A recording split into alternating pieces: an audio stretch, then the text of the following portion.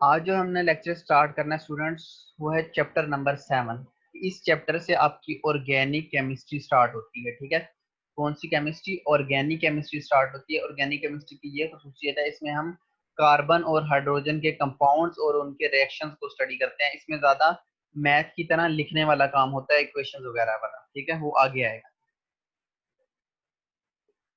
पुरानी डेफिनेशन क्या थी ऑर्गेनिक कंपाउंड की? पुराने जमाने की डेफिनेशन ये थी, the compounds obtained from living organisms are called organic compound. यानी ऐसे कंपाउंड्स जो जानदारों से हासिल होते हैं उन्हें ऑर्गेनिक कंपाउंड्स कहते हैं। ये पुरानी डेफिनेशन थी। इस डेफिनेशन के मुताबिक ये अकीदा रखा जाता था कि एक वाइटल फोर्स, वाइटल कहते हैं अहम, एक अहम ताकत या चीज चाहिए जो कि लिविंग ऑर्गेनिज्म में मौजूद होती है, जिसकी वजह से ऑर्गेनिक कंपाउंड बनते हैं। इस वजह से लेबोरेटरी के अंदर ये चीज मौजूद नहीं होती, इस वजह से लेबोरेटरी के अंदर ऑर्गेनिक कंपाउंड्स को बनाया नहीं जा सकता।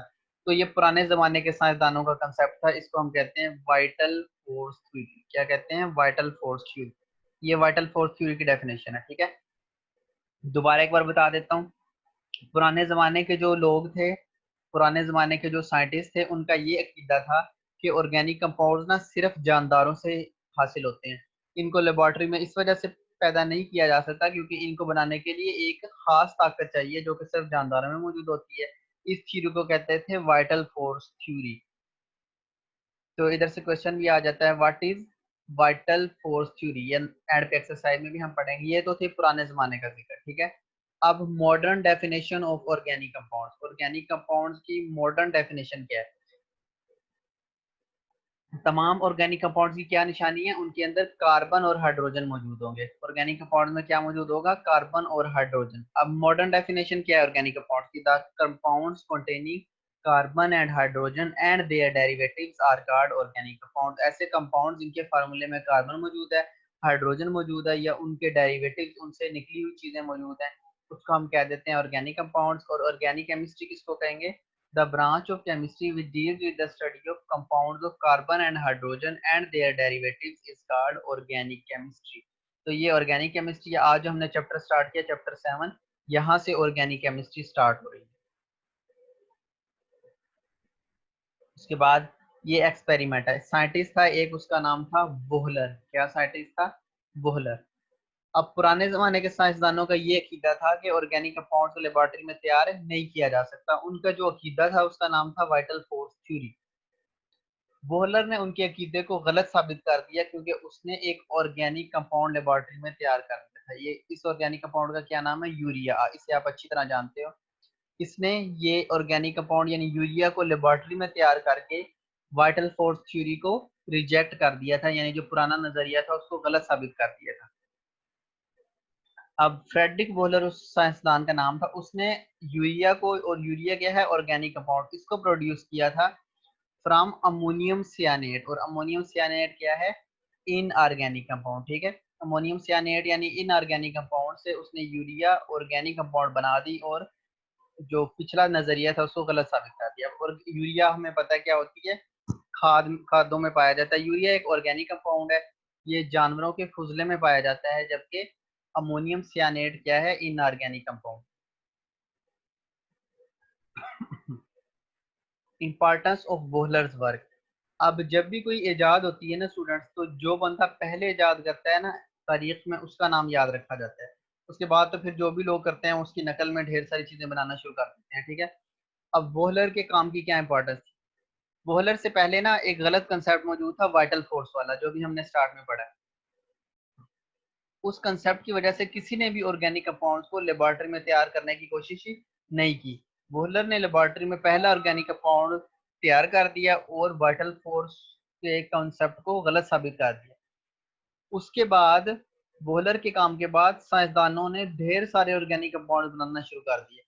अब तक लाखों करोड़ों ऑर्गेनिक कंपाउंड लेबोरेटरी में बन चुके हैं। कैसे बन चुके हैं? जो हमारे मोबाइल का प्लास्टिक कवर होता है, जो प्लास्टिक की चेयर्स हैं, जो आपके पास शापर वगैरह हैं, ठीक है, ये सारी चीजें ऑर्गेनिक केमिस्ट्री की बनी हुई हैं। तो लाखों करोड़ों ऑर्गेनिक कंपाउंड्स हमारी डेली लाइफ में अब तक मौजूद हैं। Elements in organic compounds. Organic compound में कौन कौन से एलिमेंट होते हैं? कार्बन होता है, हाइड्रोजन होता है। आपके लेवल तक मेन यही है, मगर एमसीक्यू वाइज बाज़ औक़ात बहुत कम क्वांटिटी में नाइट्रोजन, सल्फर, हैलोजन्स और फास्फोरस भी हो सकता है, ठीक है? अब ये वाले नहीं होंगे। अब इनमें आपको कार्बन तो नज़र आ रहा है, मगर इसको तारीखी वजूहात की बिना पर इनको हम ऑर्गेनिक कंपाउंड नहीं कहेंगे, ठीक है? सारे कार्बन हाइड्रोजन वाले ऑर्गेनिक कंपाउंड्स होते हैं सिवाय इन पांचों के। ये ऑर्गेनिक कंपाउंड नहीं है, क्यों? क्योंकि इनकी हिस्टोरिकल रीजन है, तारीखी वजूहात की बुनियाद पर इनको ऑर्गेनिक कंपाउंड नहीं कहते। इनके अलावा बाकी जितने भी हैं कार्बन हाइड्रोजन वाले वो ऑर्गेनिक कंपाउंड्स होंगे।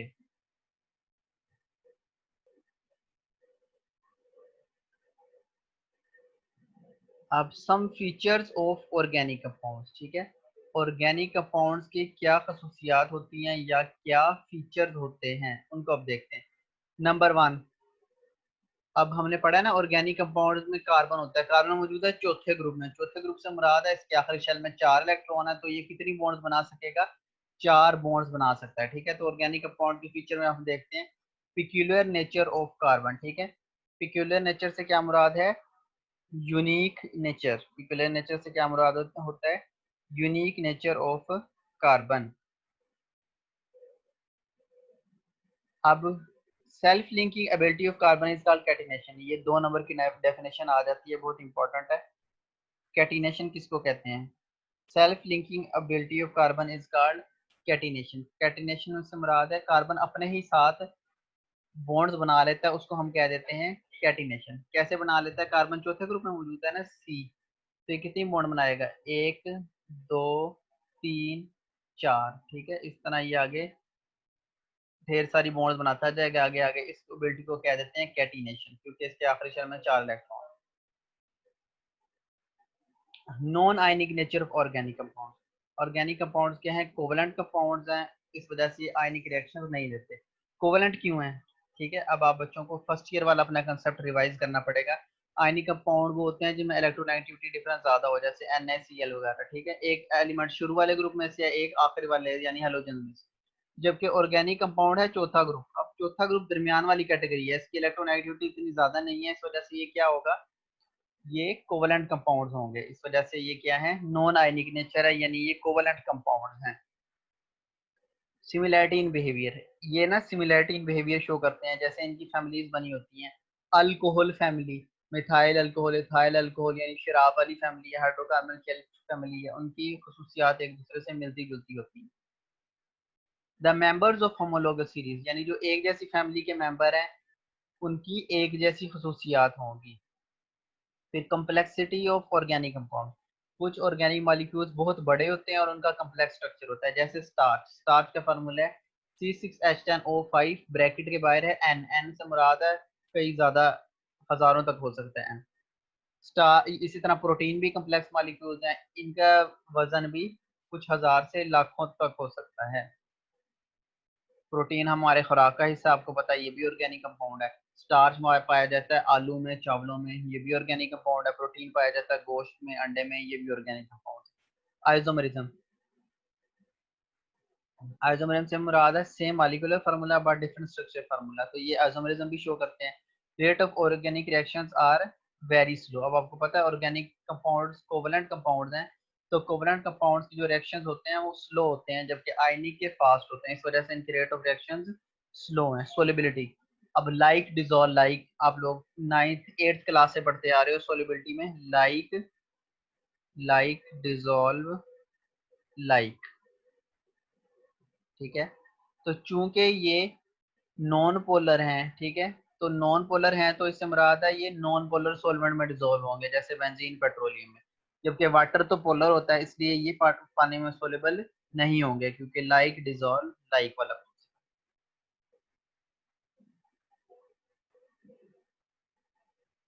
ये इंपॉर्टेंस ऑफ ऑर्गेनिक केमिस्ट्री, ये हमारी डेली लाइफ से रिलेटेड है, इसमें से सवाल आ जाता है। Write down importance of organic chemistry, तो आपने ये पॉइंट्स लिख दोगे तो ये शॉर्ट क्वेश्चन आपका कंप्लीट हो जाएगा। अब हमारी जिंदगी में ऑर्गेनिक केमिस्ट्री की क्या खसूसियत है? जो केमिस्ट्री है ना, वो BSc में जाके स्टूडेंट्स 3 4 ब्रांचेस में डिवाइड हो जाती है, ठीक है? आप तो एक किताब पढ़ रहे हो ना केमिस्ट्री की, इसी के अंदर चैप्टर है। जब BSc में स्टूडेंट्स जाते हैं तो केमिस्ट्री की 3 किताबें अलहदा हो जाती हैं। एक होती है फिजिकल केमिस्ट्री, वो ऐसी केमिस्ट्री है जिसमें मैथ और फिजिक्स वाले टॉपिक्स आ जाते हैं, ठीक है, साथ। दूसरी होती है इनऑर्गेनिक केमिस्ट्री, उसमें कार्बन और हाइड्रोजन के अलावा बाकी पीरियोडिक टेबल के एलिमेंट्स और उनके रिएक्शंस आ जाते हैं। तीसरी होती है ऑर्गेनिक केमिस्ट्री, जो पोर्शन हम पढ़ रहे हैं, ठीक है। तो ऑर्गेनिक केमिस्ट्री की क्या खसूसियत है? ये सबसे मशहूर केमिस्ट्री की ब्रांच है और आमतौर पे इसका स्कोप बाकियों से थोड़ा सा ज्यादा है। अब उसकी रीजन क्या है? क्योंकि जितने भी रिएक्शंस जानदारों के अंदर हो रहे हैं वो ऑर्गेनिक इन नेचर है। अभी हम लोग बैठे हैं ना, तो हमें तो कोई नहीं पता, मगर हमारे अंदर लाखों करोड़ों रिएक्शन हो रहे हैं। जो नाश्ता आपने किया है ना, जो स्टार्च या प्रोटीन खाया वो हजम हो रहा है, उसके ऊपर इंजाइम्स एक्ट कर रहे हैं उसको हजम करने के लिए, ठीक है। मैदे में से HCl निकल रहा है, वो रिएक्शन कर रहा है उसके साथ। दूसरा, हमारे जो बाल बड़े हो रहे हैं, ग्रोथ हो रही है, सर में रिएक्शंस हो रहे हैं जिसकी वजह से बाल बड़े हो रहे हैं, नाखून बड़े हो रहे हैं, हमारी एज ज्यादा हो रही है, ठीक है। तो ये सारे रिएक्शंस हमारे अंदर चल रहे हैं। इन रिएक्शन में क्या क्या इन्वॉल्व है? Enzyme, carbohydrate, protein, lipid, vitamin and nucleic acid. Number 2, जो खुराक हम खाते हैं वो भी ऑर्गेनिक कंपाउंड है, प्रोटीन, कार्बोहाइड्रेट और फैट। तीसरा, जो मेडिसिन हम यूज करते हैं, मेडिसिन के पीछे फार्मूला लिखा होता है, उसके फार्मूले में कार्बन लाजमी मौजूद होता है, तो वो भी ऑर्गेनिक कंपाउंड है। और जो हमने कपड़े पहने हुए हैं वो कपड़े भी क्या हैं, किसके बने हुए हैं? ऑर्गेनिक कंपाउंड से बने हुए हैं। दूसरा, चौथा पॉइंट, प्लास्टिक। आजकल की लाइफ में आपको पता है पुराने जमाने में प्लास्टिक नहीं होती थी, मगर आजकल के दौर में प्लास्टिक हर जगह, हर कमरे में तकरीबन मौजूद है, ये भी ऑर्गेनिक कंपाउंड है। रबड़ भी ऑर्गेनिक कंपाउंड है। मेडिसिन भी, जो खुराक को बचाने के लिए प्रिजर्वेटिव इस्तेमाल किए जाते हैं वो भी ऑर्गेनिक कंपाउंड हैं।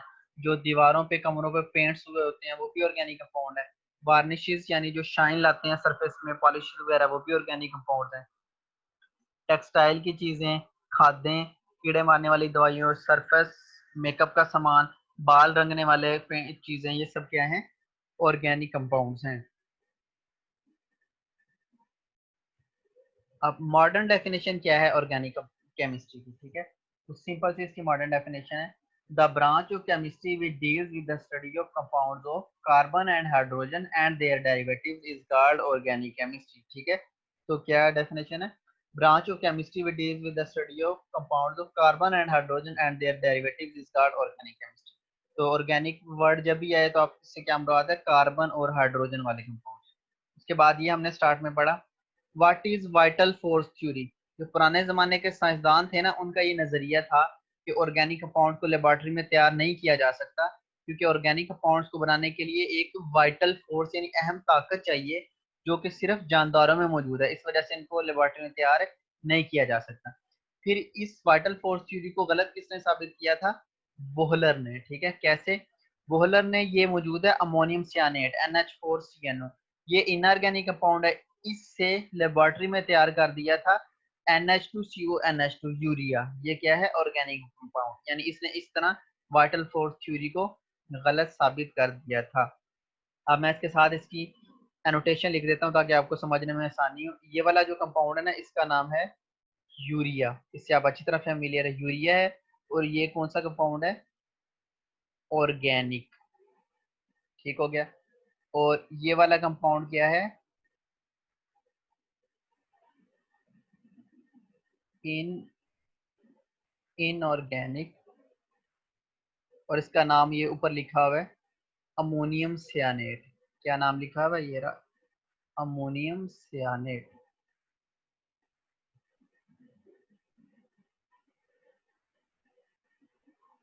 यानी उसने लैब के अंदर पहली बार ऑर्गेनिक कंपाउंड को तैयार करके साइंसदानों का जो नजरिया था वाइटल फोर्स थ्योरी, उसको गलत साबित कर दिया। तो ये इक्वेशन आपको लाजमी आनी चाहिए, ठीक है।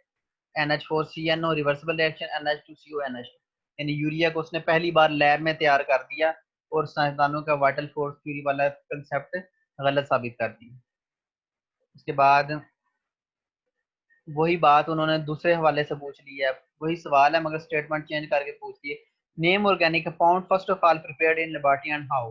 पहला ऑर्गेनिक कंपाउंड कौन सा लेबोरेटरी में तैयार हुआ था और कैसे तैयार हुआ? वही फ्रेडरिक बोहलर ने अमोनियम सियानेट से यूरिया को लेबोरेटरी में तैयार कर दिया था। यूरिया क्या था? जानदारों के फुजले में पाया जाता है, पहले सिर्फ फुजले से हासिल होता था, मगर उसने लेबोरेटरी में भी तैयार कर दिया था, जिसकी वजह से आजकल खादें वगैरह यूरिया की भी बनना शुरू हो गई। तो पहली बार उसको वॉलर ने बनाया था। फिर uses of organic chemistry in और डेली लाइफ, ये भी हमने पढ़ा ऑर्गेनिक केमिस्ट्री की हमारी डेली लाइफ में क्या यूज है। मेडिसिन में इस्तेमाल होती है, क्लोथिंग में, हमारी खुराक में, मेकअप के सामान में, बालों के कलर्स में, ठीक है। तो ये सारे 4 पॉइंट्स ऑर्गेनिक केमिस्ट्री हैं डेली लाइफ। अब एमसीक्यूज जो हमने टॉपिक पढ़ा उसमें से vital force theory was rejected by dash, Friedrich Wohler ने इसको रिजेक्ट किया था, ये ट्रू हो गया, ठीक है। उसके बाद तीसरा एमसीक्यू आज हमने पढ़ा है, chemist who synthesise urea from ammonium cyanate was Wohler, तो वही ये दो एमसीक्यूज हमने पढ़े। उसके बाद ये ई कैट वाला पोर्शन, ई कैट के जो 8 एमसीक्यूज हैं ये चैप्टर 1 में से आपको रिवाइज करवा रहा हूँ, जो हम एक बार पढ़ चुके हैं, ताकि आपको माइंड में जो थोड़ा बहुत कंसेप्ट है उससे आपको हेल्प होगी, क्योंकि हम इसको दूसरी बार पढ़ रहे हैं। तो इधर मैं ये लिख देता हूँ, ये ई कैट के एमसीक्यूज हैं, ठीक है। Amphoteric oxides are those which possess dash properties, acidic and basic दोनों। एम्फोटेरिक आपको बताया था एक किस्म का ख्वाजा रहा है, इसके अंदर दोनों खसूसियात मौजूद होती हैं, ठीक है। अब 3 किस्म की ऑक्साइड्स होती हैं, ठीक है। एक होती है बेसिक ऑक्साइड्स, मेटल्स बनाते हैं बेसिक ऑक्साइड्स। एक होती है एसिडिक ऑक्साइड्स, नॉन मेटल्स बनाते हैं एसिडिक ऑक्साइड्स। अब एम्फोटेरिक एसिडिक और बेसिक के दरमियान वाली कैटेगरी है, तो इसमें दोनों की खसूसियात आ जाती हैं, एसिडिक और बेसिक दोनों, ठीक है। इसको बनाते हैं सेमी मेटल्स, यानी दरमियान वाली कैटेगरी का। उसके बाद position of hydrogen periodic table, पहले चैप्टर का लॉन्ग, उसमें से ये एमसीक्यू आया। हाइड्रोजन तो पहले ग्रुप के साथ क्या सिमिलैरिटी है, बोथ आर इलेक्ट्रोपॉजिटिव, दोनों प्लस वाला चार्ज बनाते हैं, दोनों के आखिरी शेल में एक इलेक्ट्रॉन है, दोनों आयनिक कंपाउंड बनाते हैं, तो इसका क्या हो जाएगा, आल, आल आंसर हो जाएगा, ये आया हुआ है ई कैट में। उसके बाद हाइड्रोजन कार्बन के साथ मिलता है क्यों, सी, ये आप हाइड्रोजन की पोजीशन वाले में पढ़ोगे, चौथे ग्रुप के साथ सिमिलैरिटीज में। रिड्यूसिंग प्रॉपर्टीज, तो हाइड्रोजन की भी रिड्यूसिंग प्रॉपर्टीज हैं और कार्बन की भी रिड्यूसिंग प्रॉपर्टीज हैं। 24 में उसने पूछा क्वाइनेज मेटल्स कौन से हैं, ये आपको बताया था फर्स्ट चैप्टर में, जो सिक्के बनाने में इस्तेमाल होते हैं, कॉपर सिल्वर गोल्ड, ये क्वाइनेज मेटल्स हैं। उसके बाद 25 का जवाब वो दे सकेगा जिसने पीरियोडिक टेबल याद कर ली है। जिस बच्चे ने अभी तक याद नहीं किया, इससे मुराद है वो बहुत स्लो जा रहा है, क्योंकि पीरियोडिक टेबल मैंने आपको बिल्कुल स्टार्ट में ही बता दिया था, उसके लेक्चर भी रिकॉर्डेड पड़े हैं, आपको फिंगर टिप्स पे होना चाहिए। Which of following pairs element belong to same group, अब पूरे पीरियोडिक टेबल का रट्टा तो कोई भी नहीं मार सकता, चाहे जितना भी ज़हीन हो, जिसको याद होगा वो ये अटेम्प्ट कर सकता है। वो कह रहा है कौन सा पेयर सेम ग्रुप से है, नबील पोला असलम सब भाई, पांचवा ग्रुप, तो नाइट्रोजन फॉस्फोरस सेम ग्रुप में है, बाकी सारे डिफरेंट ग्रुप्स में है, तो इसका जवाब बी हो जाएगा।